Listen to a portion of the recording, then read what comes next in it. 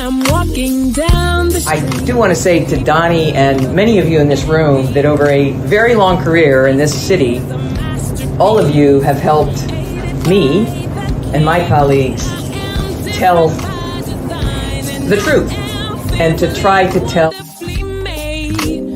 I may not look like you and you me, but my head up. I'm from South Carolina, so I just... What does this event mean to you, Miss Peggy Moss? Oh, my heart, Happy 20th anniversary. my heart is about loving up on my sisters. Do you know what it feels like to have your sisters in the room? Donnie. And dare to be different and unique. I'm gonna be the best me I can be by letting His glory shine through. I am beautiful, I am blessed, but not just what you see in the flesh. I'm free from people, free from myself. There's The doctor lived next door to the janitor, to the reverend, and the lawyer. We were together. Now we get so high and mighty that you create stress for your society because you don't like poor black folks either. That's a health problem. Get yourself together so I can stop being taking care of geriatric people and get back to pediatrics. I thank you, Donnie, for all you've done. Let's keep doing it all the more. letting His glory shine through. Dare to be you, dare to be me, dare to be different and unique. I'm gonna be the best me I can be by letting His glory shine through. And I dare you, I dare you, I dare you to be you. First name's Donnie, last name's Glover, in it to win it for the long haul, baby. And we have a very special interview today. Good morning, Mr. Darius Hall. And as I bring up our guest, I'm going to play a clip by former San Francisco Mayor Willie Brown. About 9 years ago, I was invited out to the National Newspaper Publishers Association. Actually, they hired me to speak to the member newspapers, over 100 of them, about how Be More News has been able to survive and thrive over the past 20, now 21 years. So first, let me bring up our guest. Good morning, Senator. How are you today? Donnie, always glad to be here with you, brother. Okay, I have something that I want you to listen to by former San Francisco Mayor Willie Brown. And Speaker. And Speaker of the House of California. You know, as I see the clip, it's not going to be loud enough. But in essence, 9 years ago, Speaker Brown spoke about the need to celebrate the black press. And if you go to my YouTube channel and type in Willie Brown, one can pull it up from 9 years ago. And I don't think the audio is going to be loud enough. But he speaks. Now, this is the most, to my knowledge, my dad first taught me about him. He's the most accomplished black, good morning, Donald Askew, the most accomplished black politician that I look up to out there on the West Coast. Of course, he helped mentor the vice president and did so many other things. I mean, just to be a black mayor of San Francisco, when you look at the racial demographics out there. So my question to you with that backdrop is, why are you so supportive of the black press? I think it's important to support the black press, and just in reference to community. As you look at our history was told through our papers, our newspapers, books, op-eds that were written to kind of elevate our future and what was going on within our community, Donnie. And that's why no matter what, how many times you reach out, if I got it, it's always there, because it's super important. Okay, I have two quotes I want to bounce off of you. I want to know your thoughts on these. Mm-hmm. The first one is from the Declaration of Independence. We hold these truths to be self-evident, that all men are created equal, that they are endowed by their creator with certain unalienable rights, that among these are life, liberty, and the pursuit of happiness. Your thoughts? Well, when they were writing that Declaration of Independence, it wasn't for Black people at that moment. But I think that as we evolve, that's what everybody's seeking, that pursuit of happiness. How do you make and contribute service to your community? How do you make and ensure that your family have the needs and be able to thrive from that standpoint? And how do you make sure that from a greater good that you're lifting people? So that's what I see it as at that moment. And that's what I try to exhibit the behavior at this time. But we know at that time that it wasn't written for us.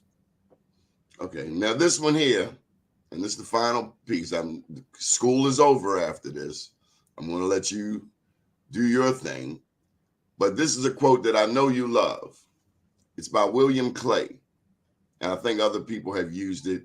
So my understanding is that it's by William Clay. Mm-hmm. This is quite a game, politics. There are no permanent enemies and no permanent friends. Only permanent interests. What does that mean to you? That teaches me growth as a person, Donnie. I think that, as you know, we're both born and raised in the city of Baltimore, and in the city of Baltimore, it teaches you in different ways. So before getting into politics, the best way to use the tools that you had in the toolbox was your hands and things of that nature. But the reality is in politics, people don't throw hands. They just pick up a pen and write a signature. And that may impact your job. That may impact appropriation. That may impact everything. So the biggest tool that you realize that you have is your mind.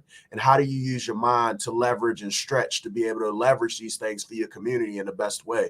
So mine's is, as I grow older, I don't got time to like entertain a lot of the negative energy. Mine's is, how do I move forward? How do I stay focused? How do I stay disciplined? And whoever I'm working with that has a common goal to achieve those types of things is what I'm trying my best to do for the community. Senator, I see one of the biggest challenges in our community is fatherlessness. Any thoughts? That's a big one for me, Donnie. I tell you again, I just feel like over the past 5 years, I've grown just as a human being. But I did a genealogy report for my mom's side and my father's side within the last 24, 36 months. And one of the things that I think about is, as soon as I did the genealogy report, I actually commissioned a couple portraits. I commissioned a portrait for my mom's side, which we had pictures of 6 generations of women. And I wanted my daughters to be able to wake up every day and see the folks that were before them. So every day in the living room. And I just got one back from a student over at Morgan who just did one for my father's side. And that's another group of women. We had the photos for at least 5 generations for my father's side. So that's in the dining room. So one of the things my wife said was, hey, Corey, you know, your sons don't always, you know, it's a lot of women, photos of women in here, but like, how are you going to reflect that back to your sons, having 2 daughters and 2 sons? And one of the things that I'm working on is it's just me and my sons in there. And I think that it's important to break that cycle. So if you do not have that leadership or that example at the moment in front of you, you should demonstrate how are you going to break that cycle? How are you going to lead by example? And I think this starts with myself and my 2 sons, which is one that we're going to be putting in the living room in a couple months. And I think that's important because I think about that every day. I had a whole bunch of women in my family, and there wasn't a lot of male figures, but like we have a responsibility, a great responsibility, not just to wrap our arms around our sons, but all the sons within our neighborhood and our neighborhoods to make sure that they're going a direction and they have something to reflect on. Now you've left me bewildered. You've left me perplexed. What about your dad, your granddad, your great granddad?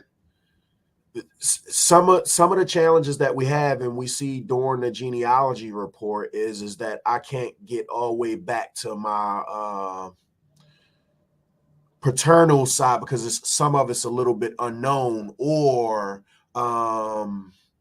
you know, there were challenges with those that preceded me, the where I don't always know that history can be as protective of that history also, which is why I keep saying we have to break that cycle. I get it. You know, I was in Africa, and and you figure, okay, y'all right here, you know what went down.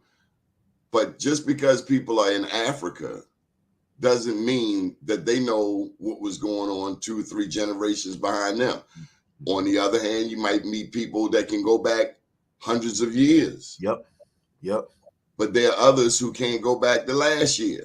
That's so true. You look at the Hutus versus the Tutsis, and removing black and white. I'm talking about black and black. Mm-hmm. Mm-hmm.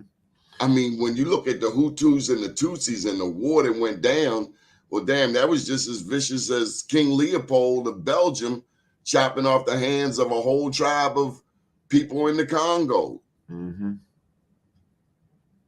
Have you ever been to Africa? I've never been to Africa, Donnie. Unfortunately, and I'm gonna dig into a couple points that you said. So first, I just want to lift up Latoya Peoples was one of the people. She's a Baltimore artist. She's the one that painted the first one. And Alexandria Wingate, current graduate of Morgan this year, but she was the second did the second photo. So I just want to lift them up. 2 Black women that did phenomenal things.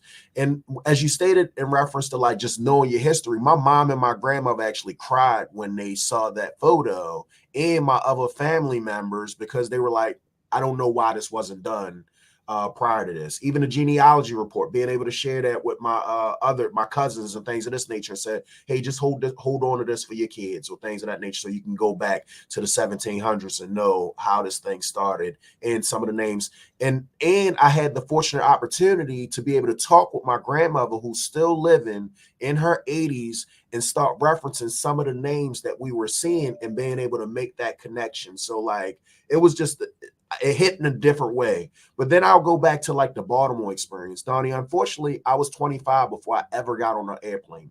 So like, I hadn't had the outside of going to Hershey Park or Donnie's Park, like that was a big deal. That was us going out of the state, and like that was the thing. But eventually, and I've only been out of the country twice thus far, but I look forward to going to Africa, because like our young folks, unfortunately, only know the neighborhoods that they grew up in. I was so familiar with the 4 blocks that I grew up in, West Baltimore, East Baltimore, that I didn't have the larger impact and understanding of like, this thing is so much bigger than Baltimore City. This thing is so much bigger than the state of Maryland. And I'm telling you, every time I go to another state or have the fortunate opportunity to be able to live, go through another country, I just feel like I grow as a human being, because you see things, you say, this is not the norm. What we're dealing with in this country is not the norm. I went to Switzerland, I saw them drinking out of water fountains on the streets, and we can't even drink water in our schools. So like these things, they condition you to think that this is a normal behavior, but that's not. And I think that the only way to be able to see those things is to expose yourself to things that are different. Pop quiz. Yes, sir. What book are you reading right now? So I just finished Ralph Ellison, The Invisible Man, for the first time. I read a book on Lincoln and leadership, and I'm currently reading a book called The 1 Minute Millionaire. Tell me about Ralph Ellison's Invisible Man. I'm a big nonfiction, so I don't read a lot of fiction, and it was a powerful story in reference to just being able to, I want to say, think outside the box and be able to see things different. Everything that you believe that you see or think that you know, it could be different. And as you grow as a person, you be able to see it a little bit more clear. Do you feel, have you ever felt invisible? I think that I probably feel like I just started living probably in my 30s. Like when I say that, I'm saying like, what is life truly about? I'm in a fundamental space where I believe that life is truly about service. How do you serve people? How do you lift people up? Because I think that energy that you put out is the energy that you get back. And what happens is that you're working towards something that's bigger than you. As stated, like the last several years, I just think about legacy. And I think about like, what is the impact that we leave that's going to be bigger than the 40, 50, 80 years that we'd be able to spend here that they can talk about from a generation. So you see how I discuss things about the genealogy report, the portraits, but like even from a Coppin State University, just a couple weeks ago, Donnie, my wife is a graduate of Coppin State University. She actually got a full ride at Coppin State University. She was a McNair scholar. And so was I. Yep. Ronald E. McNair. Ronald E. McNair, for those that don't know. Program. So I went to the gala over at Coppin and I said to Dr. Jenkins, I said, how can I be of a bigger impact to this institution? Because you are a phenomenal leader and I can see his leadership. And Coppin hasn't had leadership in a while, Donnie. Like, we've had intermittent leaders. When you think of Dr. Burnett, and I think of Dr. Burnett, like that was solid, that was consistent, but we have not had consistent. We had a whole bunch of stepdads since then. So Dr. Jenkins has given me the feeling like I just feel real good about it. And the question I asked him, like, how can I be beneficial to this institution from that standpoint? And he said, well, I said, well, I'm gonna write a check. And then I got to thinking about like, how do you make that of importance? How do you make sure that keep going? And then I started to learn about endowments. So we ended up writing a big check. Me and my wife ended up writing a big check to make sure that not only was she a benefactor in a whole ride, and we're benefiting currently from the jewel that Coppin was able to give, how can we impact other lives of young folks that are in Baltimore City that are utilizing that institution? And that's one of the things that I think about, like I said, from a legacy standpoint. One thing you can do is bring Dr. Jenkins out into the community. Now, I grew up just 4 blocks south of Coppin.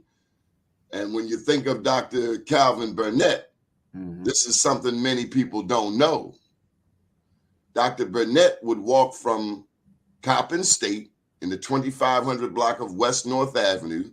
He'd walk down to Pennsylvania Avenue, walk down Pennsylvania Avenue to the harbor, and he'd walk back every morning. Now, I know we're in the Instagram generation, but nothing beats good old-fashioned footwork. No, I agree. So here's what I'll say.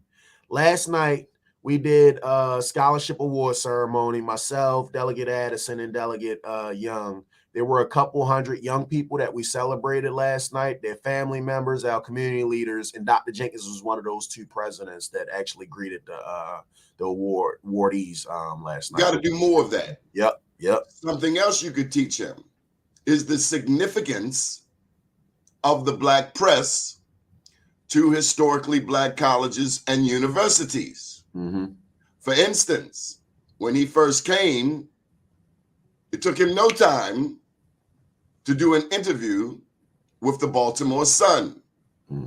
I studied media at Coppin State, 1993. That's where my journalist career began. So when it takes the Black media over a year to meet with the new Black president after several intermittent Black presidents, it leaves a bit of a sour taste in your mouth because you wonder just how connected this Black president is, especially considering who they had. Marie Thompson, they had they had the gentleman from Anne Arundel Community College for a period. He was like an interim. 3 or 4, 5 different presidents in the midst. Let me share this with you. Now, I hate to bring up sour situations, but just before Dr. Jenkins got to Coppin, Kurt Schmoke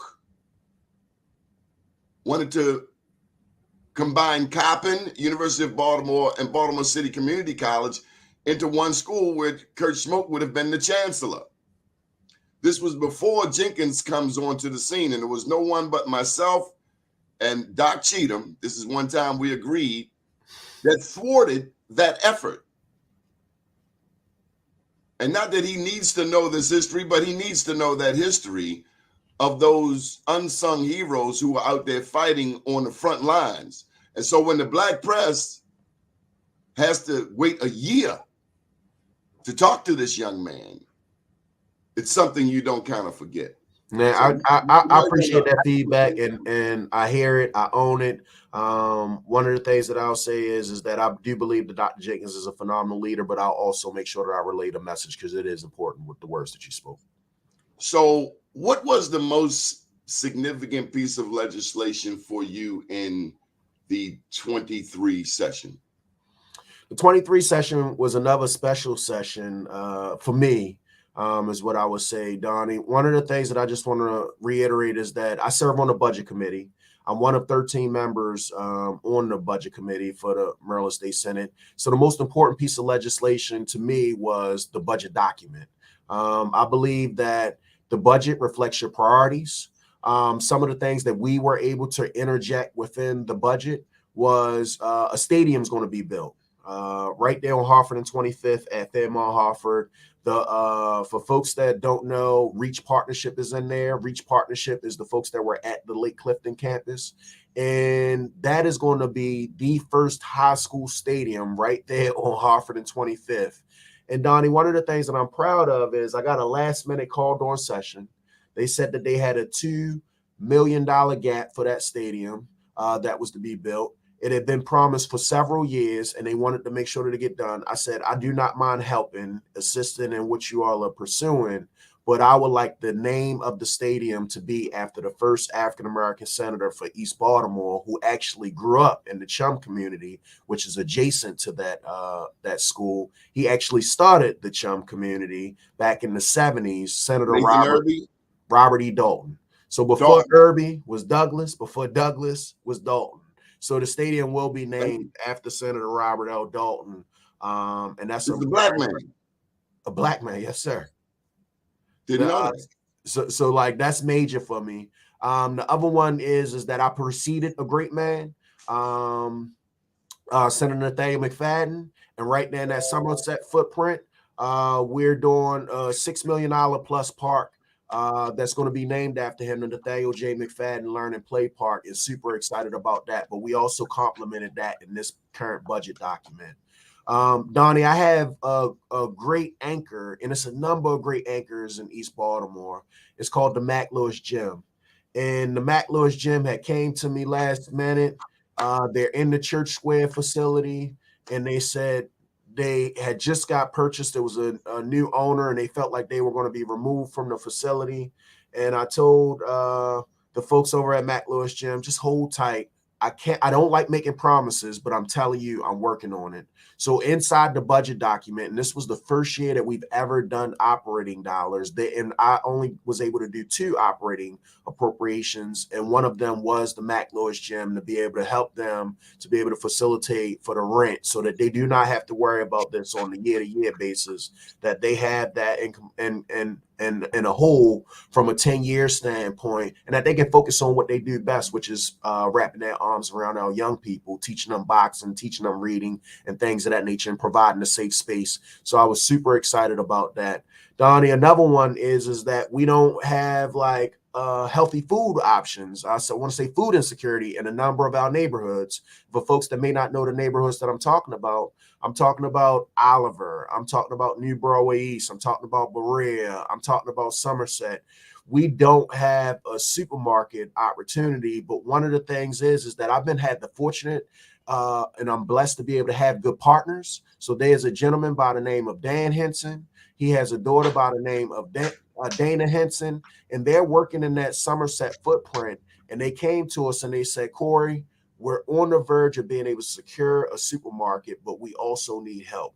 I just want to say Daniel P. Henson III, the former housing commissioner. Daniel P. Henson, the former housing commissioner. Yes, sir. So they came, they said that they needed help. So for the last 2 years in the budget document, you'll see something called the Somerset Grocery Store Initiative. And there's about 1.3 million allocated. The supermarket the deal has been inked.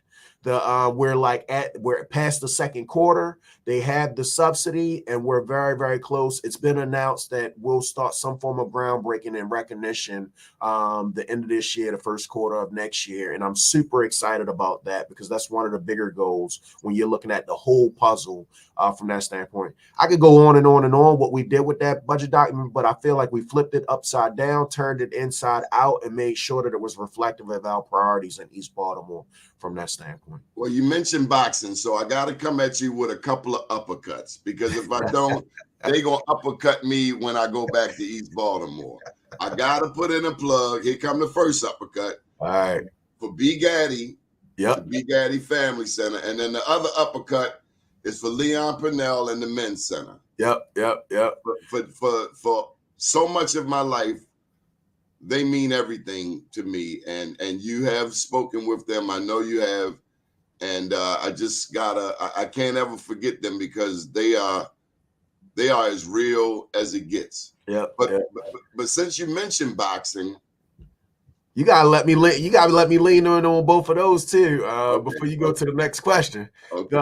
No, I'm super familiar with the work that's going on at the Men and Family Centers and Mr. Purnell. I look at him as like a mentor. Like before I even got in this game, he was there. And then with Miss Cynthia, the B. Gaddy's family, like I know the work that they're doing over there. We talk consistently, and I look forward to assisting them. Donnie, I'm a big protector of those folks. Like it's like all these new friends, you have to remember the people that have been doing work in communities for decades on top of decades, because this thing didn't happen just over nothing. It's people's shoulders that we stand on. And the two groups, the two folks, the two families that you mentioned are folks that have been doing work in East Baltimore since I was a child from that standpoint. And another thing that I appreciate, and I think that it's important to protect history because folks will try to rewrite your own history. We have these shirts that we give out called Eastside Pride, and B. Gaddy is on one of those because we want to make sure that her story is told over and over and over again. And those young people that are coming up can ask the question, well, who was B. Gaddy? And then that gives us the opportunity to be able to once again tell that story, talk about what she did to feed folks, talk about her time in service during the city council and what she did in East Baltimore. So she's one of probably 20 or 25, and we've been coming out with different iterations where you see 4 or 5 of these strong leaders that have done something, served in some point in time to lift East Baltimore. But it's our responsibility to keep telling that story. I'm gonna stop right there and let you get to your next question. Well, I'd love to get one of those. Are they available for? Are they for sale anywhere? Yeah, we was giving them away last night, and I'll make sure that I hold one for you. I'll send you a couple pictures of different iterations, and you tell me which ones you want. Well, I gotta say this: you and B. Gaddy have something in common politically. State Senator Corey McCray and former Baltimore City Councilwoman B. Gaddy have a similar story. When she ran for Baltimore City Council, nobody, nail one of the elected officials in East Baltimore supported her. And she whooped that hiney anyway. Now you know what? Like that's one of the things. You gotta touch it, but I'm telling you, and she whooped him, and it's a reminder. I know there's a system, but she done the work. She could go up in any alley in East Baltimore, West Baltimore, downtown, and call people out by name. And it's a reminder, Senator, that just do the work. Mm-hmm. You do the work. You touch the people. You know, I'm all for organization, but some people you don't tell to go sit on the bench and wait 4 years. She wasn't that. You telling Jordan sit on the bench, and I think Jordan could do a lot more in terms of his philanthropy. But in terms of basketball, you gonna sit Jordan on the bench? Yeah. You gonna tell him wait 4 years? Come on, man. There's a saying, you take care of the people take care of you. You take care of the streets take care of you. So I think that she just did a phenomenal job of she loved people. She loved on people, and she put people first. And I think that that's why people always had her back and continue to still have her back and have the organization's back. At the B. Gaddy Thanksgiving dinner, at my last visit, I saw more white people in the line than black people. I've seen white volunteers bring in food. I've seen people bring in food from up and down the East Coast. B. Gaddy was a patron saint. It was way beyond race. Mm-hmm. From the people who benefited to the people who donated. It was far beyond race. It is the most beautiful thing that come out of this city, which is known for Mayor J. Barry Mahul, 1907 and 1911, who was the father of segregation. Baltimore is the home of segregation and of apartheid in America. I got a quiz for you, pop quiz. Did you know that black people lived in Cross Keys in the 1800s? I wasn't aware of that, no. But you do know that Roland Park was the first suburban garden community. I do know that much. And an adjacent community to it is Ho's Heights, founded by Grandison Ho. And recently the mayor had to undo some efforts by Roland Park to cut Ho's Heights community, which is mostly black, but there are white people who live there. The Roland Park people wanted to cut off their access road to Roland Avenue. All of that to say the fight that we face simply because of the color of our skin is not over. It happened this year again.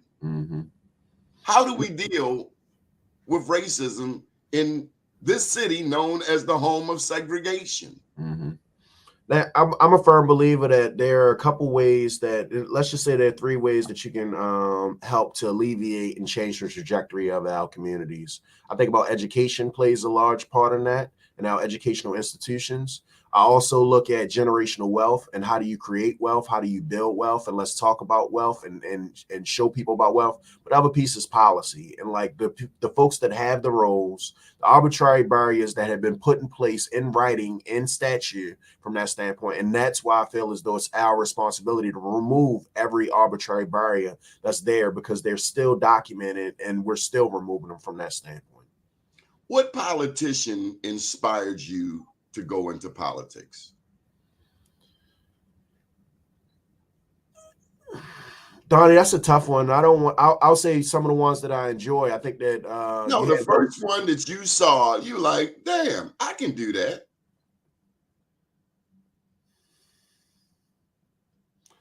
I'll say Willie Brown was a good one. I'll say Maynard Jackson was a good one. I'll say Harold Washington was a good one. Okay, let me be more specific. Yep. In Baltimore, who in Baltimore inspired you? The first one, the first politician, you're like that. For me, the first politician I saw up close was Perrin Mitchell and Arthur Murphy. And I was a little boy. My daddy took me to a fundraiser at Mondawmin. Now, this is what I knew, that there were politicians at this event, fundraiser, and there were gangsters there too. I'm just telling you what I saw as a little boy. But everybody worked together. Everybody knew their role. Yep. Okay, so how about this? What was your first political event that you went to? What was my first political event that I went to? That's a stall tactic. Come on now. It probably was something for maybe, let's say Senator McFadden. Let's say Senator McFadden. Okay. Yeah. I love how you lift him up. I love that. That's my guy. Because like there are no permanent friends, no permanent enemies, only permanent interests. And also the man, oh my God. I know you saw the interviews I did with him, and he pays homage to you too. Don't think I let him slide. That's my guy. That's my guy. Don't think I let him slide. But I am proud that 2 black men of different generations keep that continuum going. And you've set a precedent. You've set a precedent that must be replicated, just like segregation is replicated. We have to replicate that black love, period.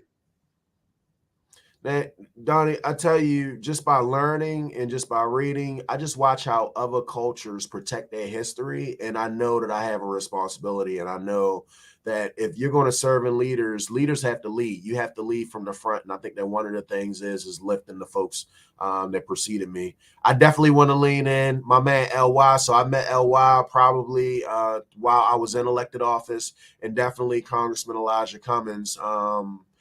One of the things that I can remember is being in the apprenticeship and him giving me one of my first opportunities to be able to speak. So I wasn't a good speaker, or I wouldn't say that, but that wasn't something that I was familiar with. It wasn't my ministry. But being able to speak in front of a crowd, to be able to speak about the apprenticeship experience, I can remember that and still have pictures from that and embrace that piece of it. Well, I'm not a politician, so I ain't got to kiss up to none of them. I'm going to say this to you. What's that? I want to know who's the next Corey McRae, because what I've seen with a lot of our people, not just in politics, but in academia, in our HBCUs, in our churches, in our national civil rights organizations with local chapters, in our national Black empowerment organizations with local chapters. I don't see who's the next. Like if you ask me who's the next Donnie Glover, I can point to Hassan Giordano. I can point to Catalina Bird, even though we didn't have knockdown, drag out fights. I can point to Marvin. What's his name? Marvin. Anyway, if we don't pass the ball, if we don't create the next one of us, because some of these cats, I can name names. Who did they pass the ball to? Because it looked like to me they still shooting. They ain't never passed the damn ball. Yeah, who's the next Corey McRae? Donnie, as I read and I think about United States family. Yep. As I read and I think about leadership, I think that you are right. That's the real test of leadership. I think that you should be thinking about the exit as you even start from that standpoint and working your way backwards. So I think consistently each and every day about like who's next up, not being in this position forever from that standpoint. And how I try to do that is just by leading by example and showing them, having those moments to be able to say, hey, here's the leadership that I would like to exhibit. Some of the folks that I think that model those types of things, they're in my generation, but like I look at Antonio Hayes, I look at Charles Sidnall, like Malcolm Augustine, like those are brothers that I know are moving at the same capacity. The mission is the same, the love is the same, and things of that nature. I also think about like Melanie Griffith over there in Prince George is one of my favorite, because it's just like being intentional from that standpoint. But let me be clear, I'm trying my best to cultivate, develop this next generation of leaders. I think you do it not by talking about it, but by doing, by showing them what does it look like from that standpoint, pointing to them and also just letting them know the history too, because a lot of these folks that are getting in politics cannot tell you about Baltimore history. They wouldn't be able to speak about Perrin Mitchell. They wouldn't be able to speak about Clarence Mitchell. They wouldn't be able to speak about so many folks that have preceded us. And that's why I keep saying the folks that preceded me. I say before McFadden was a Irby, before Irby was a Douglas, before Douglas was a Dalton, so that they can have that history and keep telling that story. But let me be clear that I am working about that. I think about that every day because, like I said, you can do all these things, but if you do not have the consistency to be able to keep it going, then you failed as a leader from that standpoint. So I think about who's next up and who takes that torch and keep this thing going. So the young man's name was Bobby Marvin.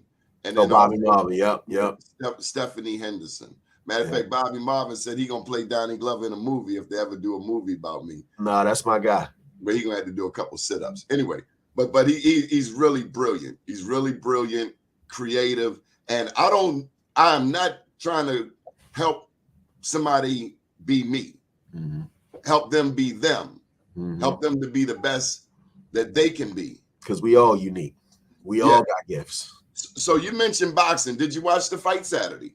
I didn't watch the fight Saturday. I got back Sunday, man. I was 8 days in Israel, and it was definitely another life-changing experience. So I didn't get to see the fight. How so? One of the things is being able to see a number of the places, you know, be able to walk the old Jerusalem, go to Tel Aviv, go to the Gaza Strip, go to the Syrian border. And one of the things that I got to see, Donnie, and like, I don't feel uncomfortable in a lot of spaces, but there were moments where I did feel uncomfortable, and I'll talk about one.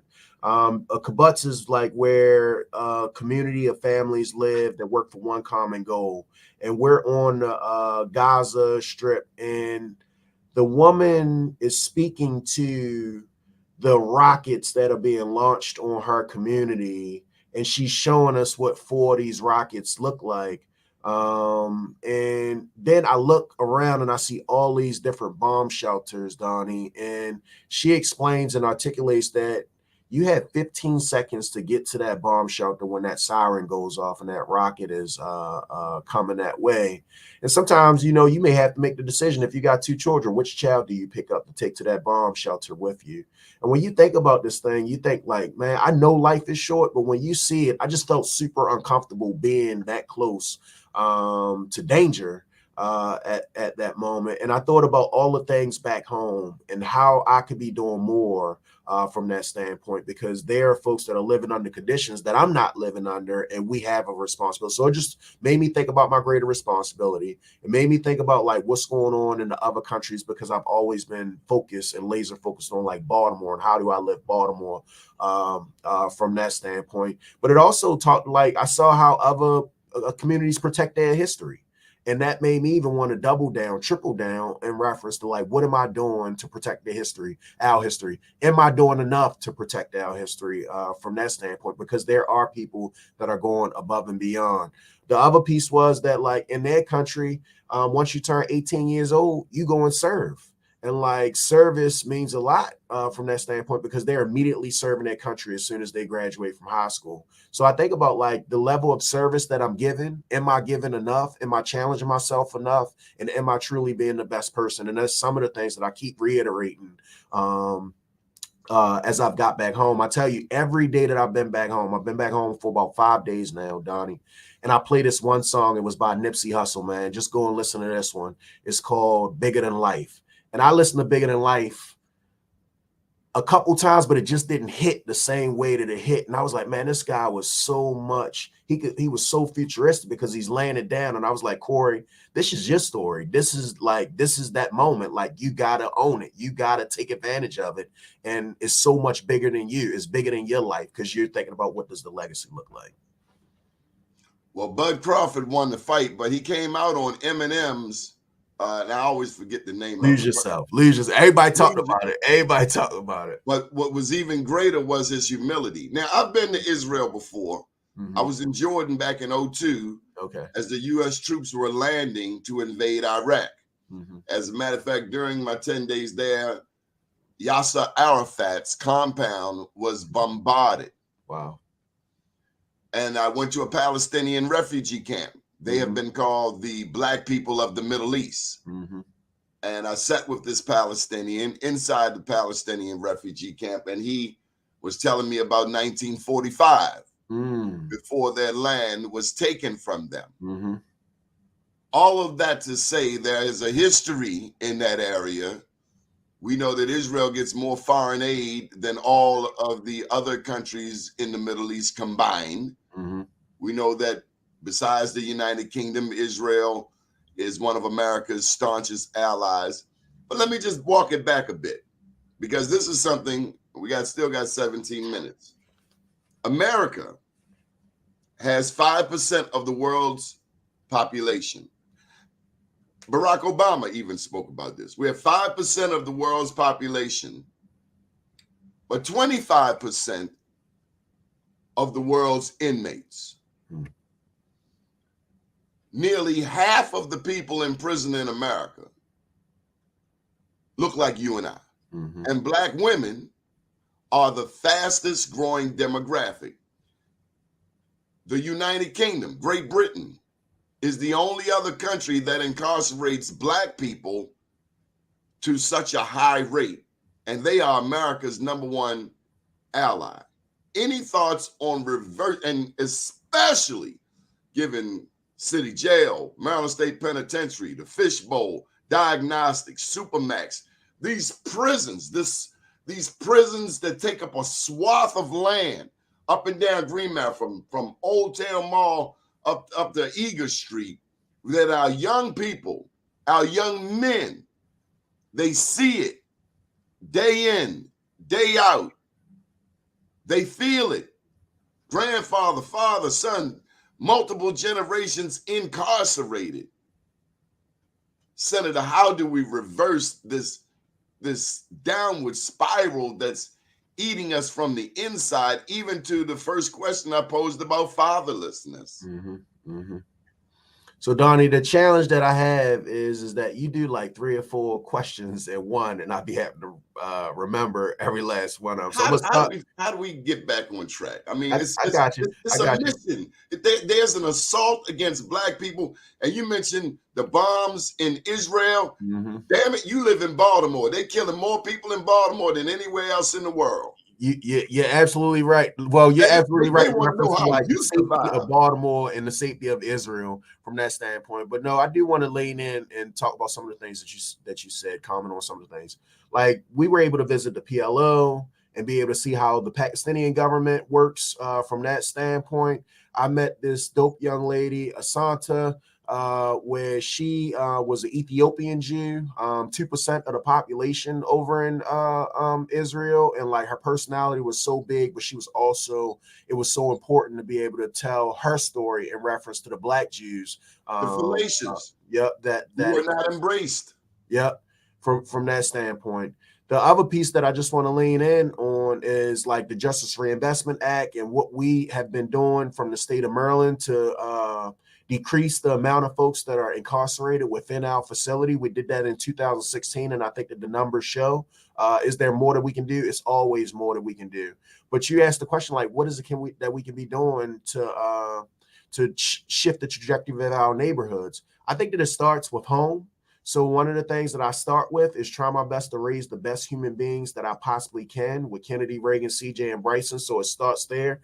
Donnie, me and my wife are thoroughly engaged in there. What does their education look like? So they're doing very, very well in our Baltimore City public schools, but they're doing that because they have parents that complement and make sure that they get the tutoring that's necessary even after they go to school. They're playing a number of sports that helps them to deliver the confidence and things that's necessary to ensure that they know they can thrive in everything that they're doing.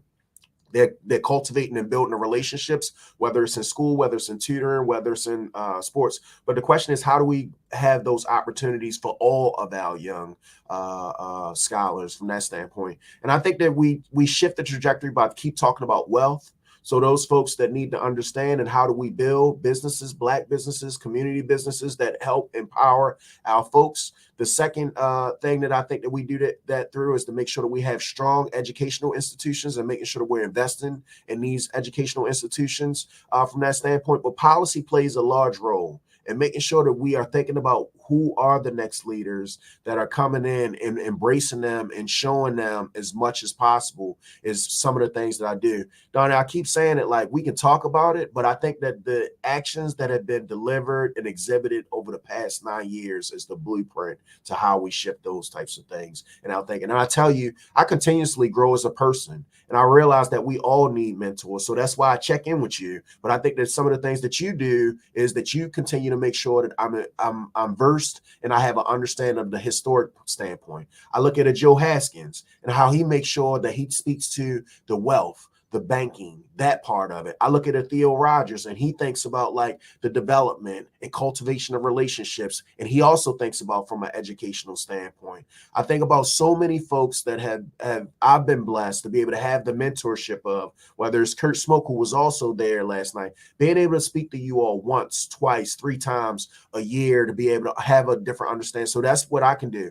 I reached out to a brother at like 8:30. He came to it, but like Stanley West. And when you think about the future, he's a brother that I'm proud of, Donnie. I met Stanley just a year ago in Annapolis, just a group of folks, young men, young Black men that had visited me.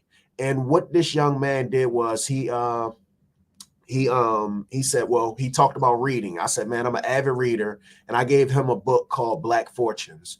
And from Black Fortunes, he ended up starting a group that was it was like it mimicked the name, but it was these 7th and 8th graders that he was working with. So I've reached out to Stanley West this morning. I said, Stanley, I ain't talked to you in a while. Let's chop it up and let's get lunch, because that's the same type of stuff that you all do. Just check in, make sure it's going the right thing, but just exhibiting the behavior that's necessary, because they're going to do what needs to be done once they see it from that standpoint. So I think that that's how we change and shift. Just be leaders and be the best leaders that we can be. Yesterday, I interviewed this young man. He's from Baltimore. He's an award-winning CNN journalist.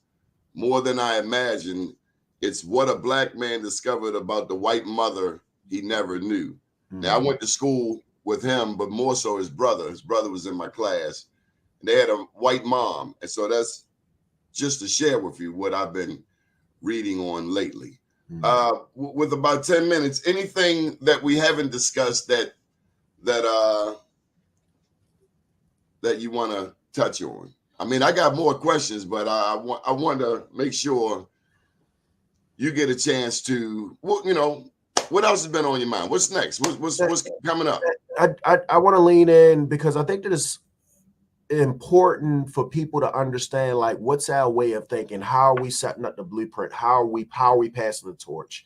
So some of the things that I've been able to do during my short tenure in the Maryland State Senate is, like, a lot of our communities don't always have master plans, or how do you think about the future, not from a 1 year to year scope, but like, what is it that we see 10 years, 15 years? So I just like to go through some of the neighborhoods and let you all know, as the listeners, as the audience, like, what have we been doing in the community to set up that blueprint after I leave. So if you look at the starting at the top, when you work your way up, there were 2 schools that had been, one was evacuated from an emergency standpoint, Fairleigh Elementary over to Thurgood, and Northeast was closed. And these schools were promised to be redone and open back up over a decade ago. I just wanted to let folks know we've been able to secure the money. It's $60+ million. The groundbreaking for Fairleigh happened this year, and we're going to see that matriculate over the next 2 or 3 years, which is major, which is important. And then let's go down that Hoffa Road corridor, and you think about, like, the Lake Clifton campus and being able to set the foundation. I'm pretty sure that this won't happen during my tenure, but we've laid a strong foundation. We brought Morgan in. Morgan now has acquired that entire campus. We've secured money inside of the budget. They got Lake Clifton? They got Lake Clifton, the campus.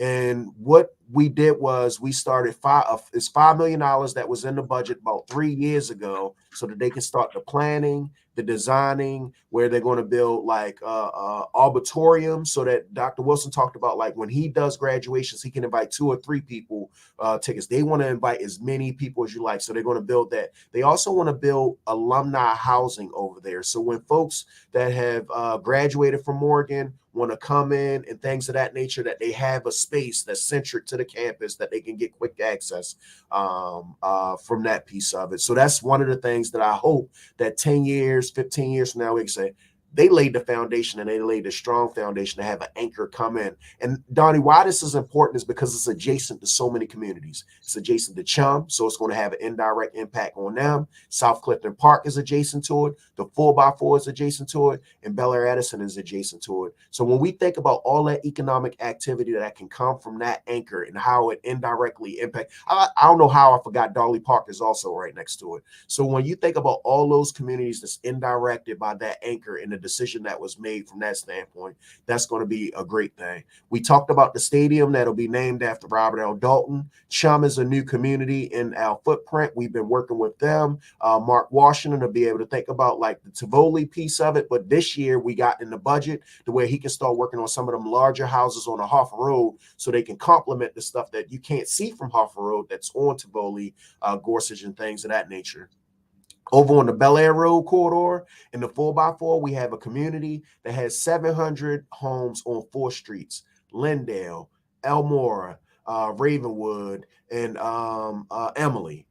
Donnie, they didn't have a plan. So what we did was we brought in 3 nonprofit developers, because they had a couple hundred vacancies only on these 4 streets.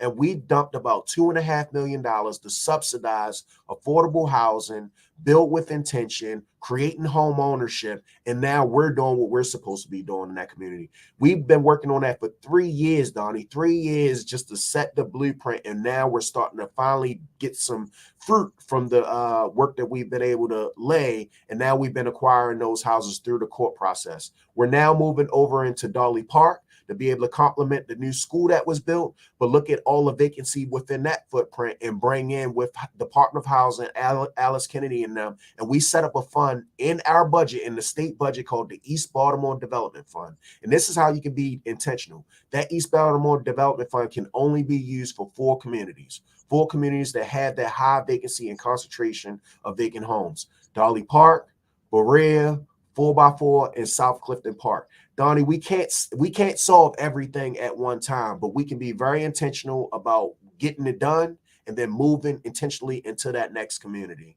Let's talk about, as we go down, we talked about Dana and Dan Henson with the supermarket that we're going to be doing from that standpoint. We talked about making sure that we protect Mac Lewis. From that standpoint, when we go down to Johnson Square, we've dumped a ton of money in Johnson Square from the Henrietta Lacks Park. We've contributed to that. But in the more recent budget, we've been able to do teacher housing. We want to do like the young teachers, promote them to come in, promote them to stay, and they can have a communal space. So in the 400 block of Biddle, you'll see those houses coming down, but we're also creating a space that we're creating a theme for teachers to be able to come and have like a communal space. So the state budget also helped that. Across from that, you'll see St. Francis, one of the oldest African-American educational institutions from that standpoint. But they also wanted to do a football field. And I felt so happy, Donnie, when I drove on Biddle Street and I saw those young players out there practicing. So you see the green space that's been created. You see it fenced off, but we're working our way, and we gave them $500,000. We're going to continue to give them more so that they can do a stadium, because they're doing, Dr. Turner and them are doing phenomenal work over at that institution. I just wanted to kind of clearly try my best to articulate some of the things. And I ain't going to forget Dr. Martin. Let me lean back in with Dr. Martin. So every year that I have been in the Senate, we've contributed to the growth of the Great Blacks and Wax Museum, because it's our responsibility to protect that institution. And they were neglected for so long. And she's been neglected. But every year that I've been in there, and she's received, my first year they got $250,000, the second year they got $750,000, the third year they got $2 million, the fourth year they got $1 million, and the fifth year they got another $1 million. So there's been over a $5 million appropriation to the Great Blacks and Wax Museum, and making sure that that greater vision that she has for that North Avenue corridor, that she knows that the state of Maryland is partners within that piece of it. And that's been able to shake loose some extra money from the city. That's been able to shake loose Congressman Mfume just gave them another $2 million from a federal appropriation from that piece of it. But we're doing what we're supposed to do by that institution so that everybody recognizes the national treasure that it is. Donnie, I just wanted to kind of lay down some context and some of the groundwork. We're doing these small projects where we're doing parks or playgrounds and things of that nature. But I just wanted to lean in and talk about some of the bigger things that we're doing. The Bernard Harris community, from that standpoint, we wrestled with them trying to close out school a couple years ago. But for the last couple years, you'll see that Bernard Harris has been in the budget in a small type of way, because we want to let the community know we do care. We do see you. We're working on the larger piece of it, but the smaller things are things that we can deliver right now, and we're going to make sure we do that and continue to do that. Well, I just want to say that the people you give money to, be it the academic institutions, the community groups, the museums, and so on and so forth, we have a responsibility to do what we're supposed to do when the money comes. Amen. Now, Morgan's been getting money for a long time, but I'm a student at Morgan, and I see where that customer service, somebody need to tighten up on that backstroke. That's another thing is a lot of times too, what you'll find. Accountability. Yep. So what you'll find too is that you can do things in the budget, you can pass legislation, but the most important thing that we can do is implementation. So whenever we're appropriating, we're walking folks through the door to make sure that they understand how DGS works, to make sure that they understand how the Board of Public Works work. Because what happens is sometimes they get in these stuck places. And I won't name names, but sometimes folks are scared. Sometimes they're intimidated to be able to know, like, no, you can call on me. My job is to serve and make sure that we're spending this money. Don't spend the money 7 years from now. We need that money spent this year, next year, or within that 3-year period, and help me help you to be able to elevate that piece. We did have a question in reference to Nathan Irby. I just wanted to say that he's doing well. Let's remember that he's 90 plus years old. Senator Irby is 90 plus years old. Every time he called, I answer from that standpoint, but he is doing well. I talked to him, I want to say about 2-3 weeks ago. Well, my last question to you is, any thoughts on state senator? My final question, and thank you. And I thought we were fair. I thought we were decent. I think we covered a lot of ground, and you're certainly one of the most articulate politicians in the state of Maryland from our community. But on that note, two of the smartest people besides Senator McFadden and Tiger Davis that I know in Annapolis prior to you was Dolores G. Kelly and Joan Carter Conway. Yep. Any thoughts on those two legends? Now I look at them like my aunts, man, and to be honest with you, like they've always been great mentors. Both of them have been great mentors to me. I've known Senator Conway before I'd even got into politics from that standpoint. So I've been blessed by her mentorship when I was in the House of Delegates. I was really looking forward to serving with her and when I was in the Senate, because I looked at her like a boss. She punched Mike Miller right in his mouth.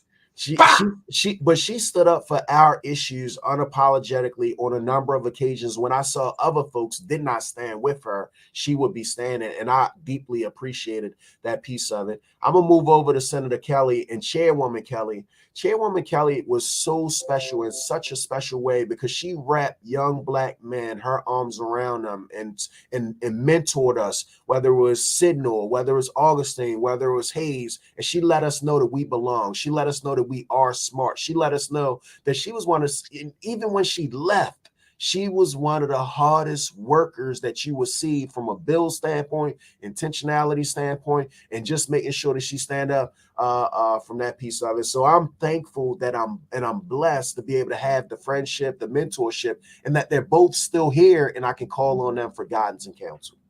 Well, I'm going to leave you with the words of Malcolm X. I'd rather be who I am, a Black man, than to claim membership with the most favored of any other race. I've been made sad when members of this or that particular race start claiming rights and privileges or certain badges of distinctions on the grounds that they belong to this or that particular race, regardless of their own individual worth or attainment. Merit is in the long run recognized and rewarded. I say that here not to call attention to myself as an individual, but to the race to which I am proud to belong. We are proud of you, Senator McCray. Thank you. Good morning. Appreciate you, my friend. I'm blessed. Yes, sir.